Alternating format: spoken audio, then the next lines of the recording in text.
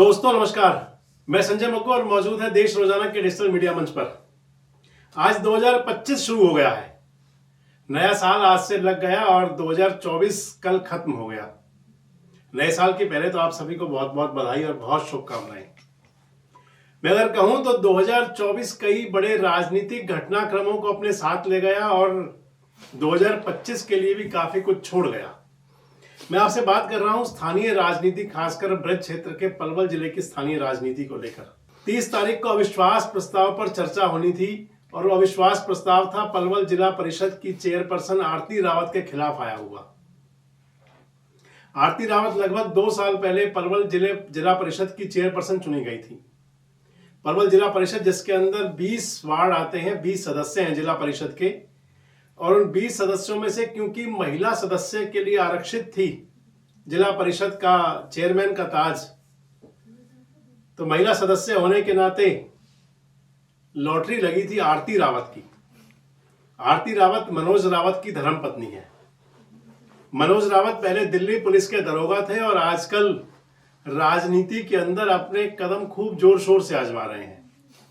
विधानसभा का चुनाव लड़ चुके हैं भारतीय जनता पार्टी के टिकट पर ही।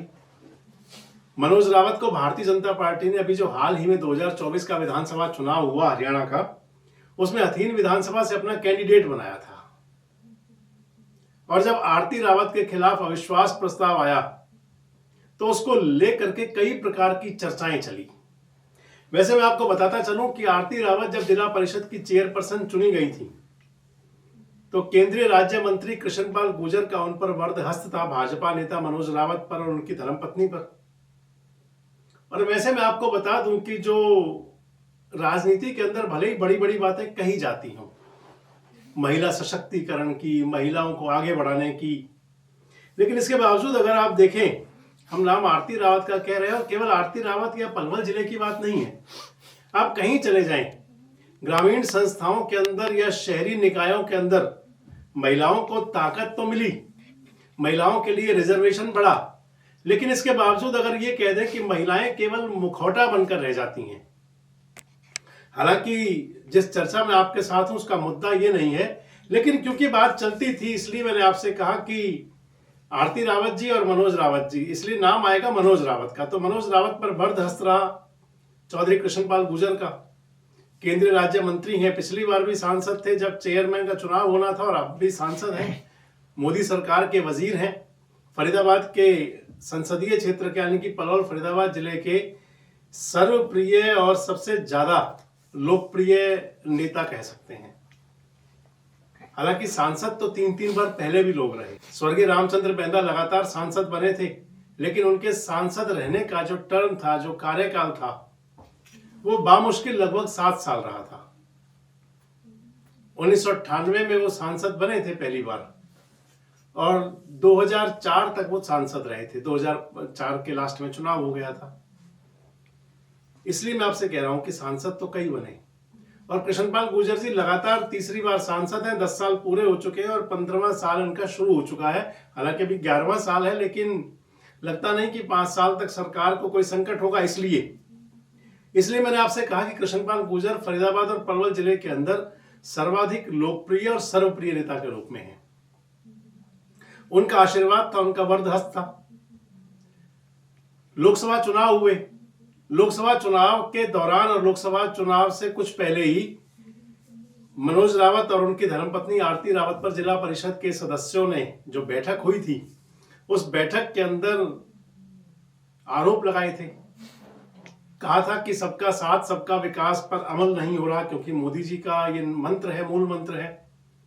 और ये भी कहा गया कि जिला परिषद के अंदर तमाम प्रकार की अनियमितताएं हो रही हैं।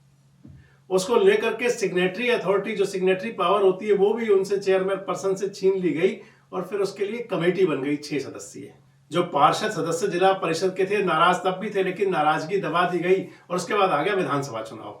विधानसभा चुनाव में मनोज रावत को भाजपा का टिकट मिला, वो बीजेपी के कैंडिडेट हुए। उनके सामने ही जिला परिषद के एक और सदस्य के पति हेमलता तेवतिया, उनके पति धर्मेंद्र तेवतिया चुनाव लड़ रहे थे। जो मैं आपको बता रहा था कि जिला परिषद का चेयरपर्सन का पद रिजर्व था, चेयरमैन का पद रिजर्व था महिला के लिए, और आरती रावत चेयरमैन बनी। रावतपाल से आते हैं तो रावतपाल को इसकी सरदारी को जो मान सम्मान दिया गया, विधानसभा चुनाव में भी दिया गया, और विधानसभा चुनाव हारने के बाद एक बार फिर से बिगुल बज गया बगावत का या विरोध का आरती रावत के खिलाफ। जिला परिषद सदस्य लामबंद होना शुरू हुए और 20 में से 16 सदस्य एक तरफ हो गए। जिला परिषद की चेयरपर्सन आरती रावत, उनके साथ वाइस चेयरमैन वीरेंद्र सिंह जी और उनके साथ 2 पार्षद और रह गए, कुलवीर देशवाल और मनोज, कुलवीर देशवाल और दीपक चौधरी, ये 2 पार्षद उनके साथ और 2 चेयरमैन वाइस चेयरमैन बस सिर्फ। यानी कि संकट बड़ा हो गया। इधर बताया जाता है कि भारतीय जनता पार्टी की जो आपसी जो धड़ेबाजी हर जगह होती है, एक परिवार के अंदर भी अगर 4-5 सदस्य हैं तो उनमें भी धड़ेबाजी हो सकती है, गुटबाजी हो सकती है, बड़े परिवारों में तो होती है। तो क्योंकि सारा माहौल बदल गया था विधानसभा चुनाव के बाद, फरीदाबाद से राजेश नागर जी मंत्री बन गए, विपुल गोयल जी वजीर हुए, पलवल से गौरव गौतम विधायक बनकर वजीर हुए, सारा जो माहौल था वो बदला हुआ। और राजनीतिक क्षेत्रों के अंदर चर्चा शुरू हुई कि जो बागी गुट है पार्षदों का, जो बगावती गुट है, उनको वरदहस्त मिला हुआ है। कहीं राजेश नागर, गौरव गौतम, विपुल गोयल जो सरकार के वजीर हैं और आप आजकल ट्रिपल ए के नाम से, 3 इक्के के नाम से आजकल फेमस हैं, चर्चा में हैं। बड़ी चर्चाएं थी कि कृष्णपाल गुर्जर जी के गुट को झटका देने के लिए और ये सब चल रहा है। लेकिन मैंने आपको एक वीडियो शेयर किया था दोस्तों एक बार पहले, और मैंने कहा था कि कृष्णपाल गुर्जर बड़े खांटी नेता हैं, घाघ नेता हैं, और समय की धारा के अनुसार वो चलने वाले हैं। देखते भी हैं कि कब कौन सा पैतरा कहां चला जाएगा। मनोज रावत पर जब अविश्वास प्रस्ताव आया तो उसको लेकर के ये निश्चित तौर पर है कि कृष्णपाल गुर्जर ने मनोज रावत को जरूर समझाया भी होगा और डांटा भी होगा कि भाई सबको साथ लेकर चलना चाहिए। पार्षदों को भी जरूर समझाया बुझाया गया होगा, जिला परिषद सदस्य है जो।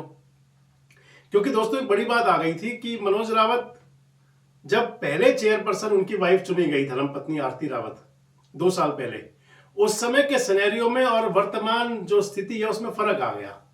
उस समय मनोज रावत दिल्ली पुलिस के दरोगा थे, राजनीति के अंदर उनका कोई योगदान नहीं था खासा कोई, मात्र ये कि उनकी धर्मपत्नी सदस्य चुनी गई जिला परिषद की। लेकिन अगर आज देखें तो मनोज रावत विधानसभा का चुनाव लड़े हैं, भारतीय जनता पार्टी का उनको टिकट मिला तो पार्टी के नेता हो गए। हथीन विधानसभा क्षेत्र से वो नुमाइंदे थे, कैंडिडेट थे, और पैतरा संभवतः यही चला गया क्योंकि कृष्णपाल गुर्जर तुरुप का इक्का चला करते हैं, और तुरुप का इक्का जरूर चला गया होगा कि पार्टी के आला नेताओं के पास एक संदेश गया होगा। क्योंकि हुआ यूं था कि जब जिला परिषद के सदस्य, जो बागी सदस्य हैं, जब वो डीसी साहब से मिले थे, पलवल जिले के उपायुक्त से, तो उस समय उन्होंने उनके पास अर्जी लगाई थी अविश्वास प्रस्ताव की। अगर बगावती धड़े को किसी नेता का या भाजपा के किसी बड़े नेता का वरदहस्त आशीर्वाद ना होता तो फिर उसमें डीसी साहब के यहां से तारीख ना मिलती। लेकिन डीसी साहब के यहां से तारीख मिल गई विश्वास प्रस्ताव पर चर्चा के लिए। 30 जनवरी की चर्चा होनी थी, उस पर वोटिंग होनी थी, दूसरे पक्ष के लोग पहुंच गए। लेकिन जो मैं आपको बता रहा था कि कृष्णपाल गुर्जर पार्टी आला कमान यानी कि मुख्यमंत्री नायब सिंह सैनी और पूर्व मुख्यमंत्री मनोहर लाल खट्टर तक संभवतः ये संदेश पहुंचाने में जरूर कामयाब हो गए थे कि कहीं अगर ऐसा हुआ तो फिर पार्टी की फजीहत होगी। ये संदेश पहुंचाने में कामयाब हो गए होंगे कि अगर कहीं आरती रावत हटती हैं, क्योंकि वो भारतीय जनता पार्टी के कैंडिडेट की धर्मपत्नी हो चुकी हैं, पार्टी के नेता है, पार्टी कैडर को अगर कहीं दिक्कत होगी तो फिर इसका संदेश ठीक नहीं जाएगा, मैसेज ठीक नहीं जाएगा, और संभवतः ये बात संज्ञान में लाई गई होगी मुख्यमंत्री नायब सिंह सैनी और पूर्व मुख्यमंत्री मनोहर लाल खट्टर के, और वहां से बात चली होगी कि डीसी साहब को कह दिया जाए कि आप एक दिन के लिए अपनी तबीयत को नासाज कर लो। और हुआ भी यही होगा कि 30 तारीख को डीसी साहब की तबीयत नासाज हो गई और उस अविश्वास प्रस्ताव पर जो चर्चा होनी थी वो टाए फिस हो गया सारा काम।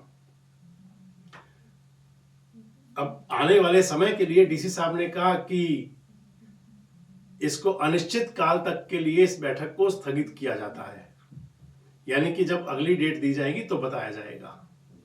हालांकि जिला परिषद के जो सदस्य हैं, बगावती सदस्य, वो तैयारी तो कर रहे हैं हाई कोर्ट में जाने की। बताया जा रहा है कि सभी सदस्यों ने, जो बगावती सदस्य हैं, उन्होंने वकालतनामे पर साइन भी कर दिए हैं। लेकिन महत्वपूर्ण बात यह आ जाती है कि अगर किसी का बर्दहस्त नहीं होगा तो वो गाड़ी कहाँ तक चलेगी। और दूसरी बात यह आ जाती है कि हमेशा सरकार के अंदर कहा जाता है, क्योंकि यहाँ तो डायरेक्ट इलेक्शन तो है नहीं, 20 सदस्य हैं, 20 सदस्यों में से चयन होना है, उन्हीं ने चयन करना है। तो बात यह भी आती है कि विकास कैसे होगा, विपक्ष का बनेगा, ये सारी बातें चलेंगी। तो इस लिहाज से आने वाले दिनों में चर्चा तो रहेगी जरूर कि क्या होता है, लेकिन ये जरूर है कि कृष्णपाल गुर्जर ने तुरुप का एक इक्का फेंक करके आरती रावत की जो वजारत थी, मनोज रावत की धर्मपत्नी की जो चेयरमैनी का ताज था, उसको बचा दिया। आने वाले काफी समय तक के लिए अब उनको आरती रावत की जो चेयरमैनी पद को कोई खतरा भी नहीं है। हाईकोर्ट में जाएंगे क्योंकि कोर्ट के अंदर मैटर लंबे भी चला करते हैं। तो इसलिए कहा जाता है कि जब किसी बड़े नेता का या किसी धुरंधर नेता का, खांटी नेता का अगर बर्दहस्त होता है तो फिर आए हुए संकट के बादल टल जाते हैं। यानी कि एक बार तो आरती रावत के संकट के बादल टल गए। आपको क्या लगता है कि ये बादल टले रहेंगे और या फिर कहीं बरसेंगे? आपको क्या लगता है कि क्या जो जिला परिषद के बगावती सदस्य हैं, वो जो हाईकोर्ट जाने कह रहे हैं, उसके अंदर आने वाले समय की रणनीति क्या होगी? और सबसे महत्वपूर्ण, इस घटनाक्रम का भारतीय जनता पार्टी की जो जिले की इंटरनल पॉलिटिक्स है उस पर क्या असर होगा? कमेंट बॉक्स में जरूर बताएं। जुड़े रहें हमारे साथ, देखते रहे देश रोजाना।